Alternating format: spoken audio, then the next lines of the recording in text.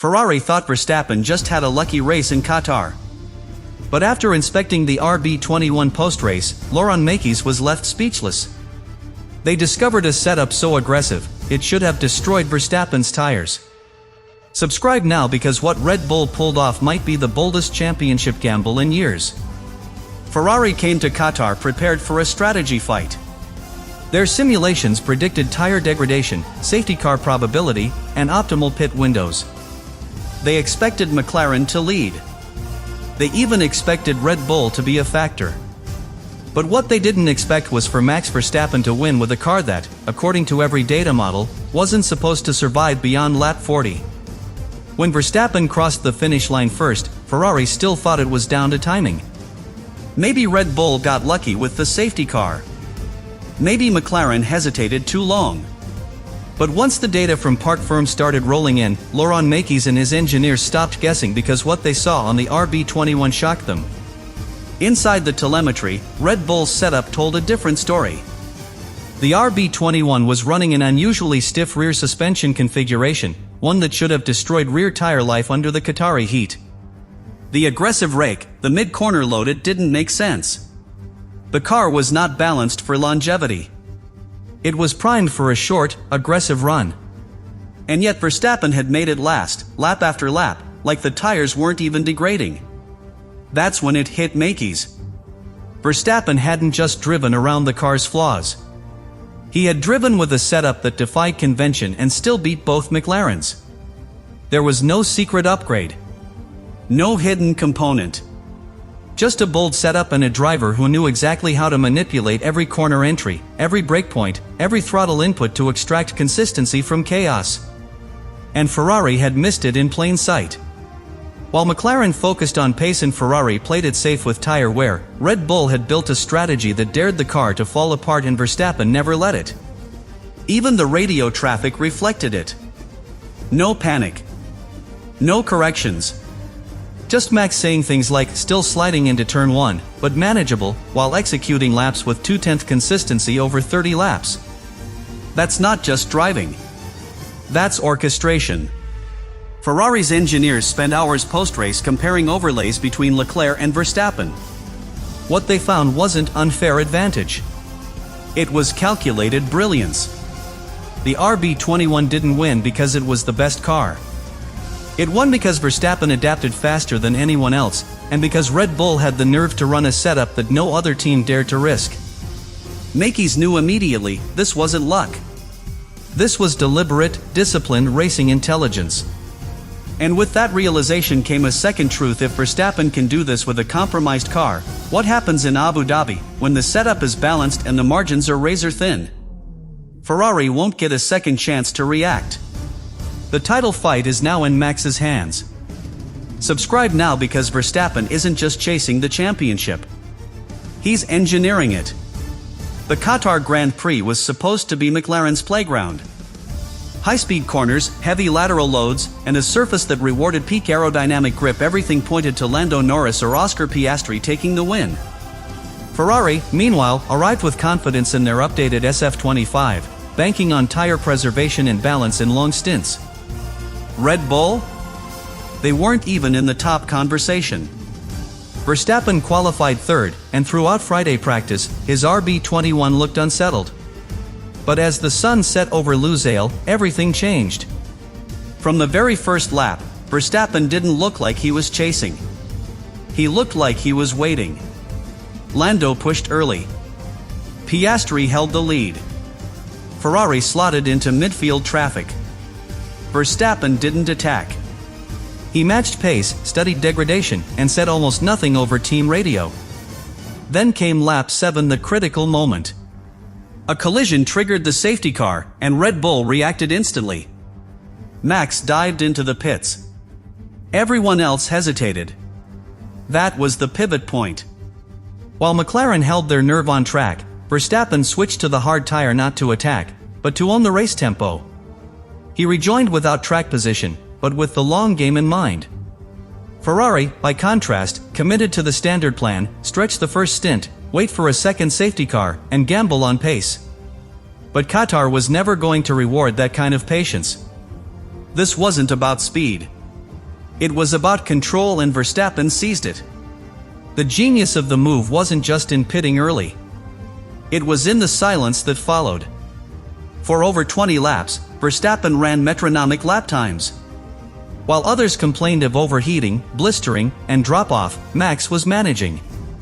His race engineer, Gianpiero Lambiase, gave only minimal deltas. There was no coaching, no urgency. Verstappen was already a lap ahead in strategy mentally, not physically. And that's what Ferrari failed to see.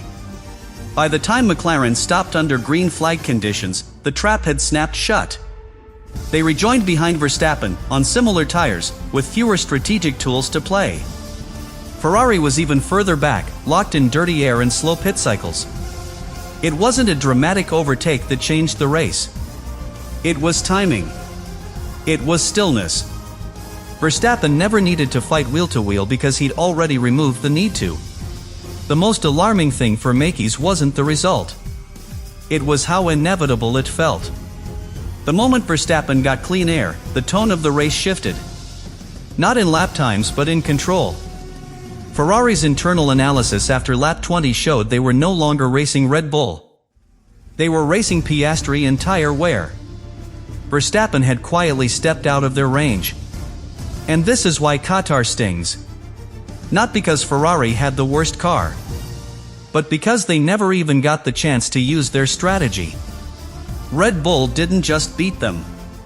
They erased them. With a single early stop, a brave setup call, and a driver who didn't flinch. It wasn't domination. It was dismantling. Verstappen's Qatar victory wasn't built on fastest laps or DRS battles, it was built on numbers. From lap 12 onward, his lap times held within a narrow window of 0.2 for nearly half the race. That level of consistency, especially in extreme heat and under heavy tire stress, is almost impossible without a car that's perfectly balanced. But here's the twist, the RB21 wasn't perfectly balanced. It was deliberately unstable and Verstappen knew exactly how to tame it. Post-race overlays showed Max's throttle input through turn 10 was consistently 6 to 8% lower than Lando Norris, and over 12% lower than Leclerc. This wasn't due to poor grip. It was a conscious technique to delay full throttle, allowing the tires to re-grip before load transfer into the rear suspension. It smoothed out exits, reduced microslips, and most critically, preserved temperature stability. In short, Verstappen was driving like a surgeon, not a brawler. Brake pressure data told an even more fascinating story. Verstappen was braking earlier than Norris into turn 1 and turn 4, but he was holding the pedal longer with a smoother ramp. This created a more even energy distribution across the tire surface, limiting flat spots and local overheating. While others went deep into corners to defend or attack, Max was simply shaping his laps for survival, not fireworks. And yet, it gave him all the fireworks he needed. Even steering inputs highlighted Verstappen's race IQ. Telemetry showed minimal corrections mid-corner, a sign of mechanical grip not being relied on to save the car. Through turns 6 and 7, where the track tightens, Max was able to make single, confident movements. No twitching. No realignment. That gave him more control in dirty air and less sliding, meaning tire wear stayed linear across the stint. McLaren, by comparison, had visible steering corrections every lap once behind traffic. Ferrari's engineers immediately noticed another key point: Verstappen had full control of battery deployment strategy. While others burned ERS and bursts to attack or defend, Max was spacing his deployment for recovery zones and liftoff sections. His energy usage was not only efficient, it was predictive. He was playing the race like chess. Move by move. Not lap by lap. And it left everyone else chasing short-term gains. In the second stint, the margins Verstappen created were no longer just physical, they were psychological. Norris pushed harder in clean air but couldn't close. Piastri got close in Sector 3, but Verstappen responded by simply managing the final corner differently. He wasn't racing them directly. He was keeping them exactly where he wanted them, behind, frustrated, and burning their tires. That's how he won the race without ever needing to block or counter. By the time Ferrari pulled their full dataset, it was too late. The story wasn't about Red Bull having more power or more grip. It was about Verstappen using less more intelligently. Less throttle, less steering input, less ERS, less drama. And the result was more pace when it mattered most. In the world of Formula 1, the driver who uses less and still goes faster doesn't just win the race. He controls it. And that's what Mekies saw when he finally understood what Red Bull had done. The RB21 Verstappen drove in Qatar was not the fastest car on the track, it was the most obedient. And that obedience didn't come from natural balance or superior downforce. It came from calculated compromise. Red Bull made a pre-race adjustment that surprised even insiders, a stiffer rear suspension setup, designed not for maximum grip, but for predictable decay. In a race dominated by degradation, Verstappen needed a car that wouldn't collapse even if it meant sacrificing peak performance. That choice raised eyebrows. A stiffer rear means harsher tire wear and more sliding on exit. But Red Bull believed that if anyone could manage it, Max could. And he did with absolute precision. His inputs from the steering wheel, brake bias, and throttle application were carefully tuned to neutralize the very characteristics that would have broken other drivers.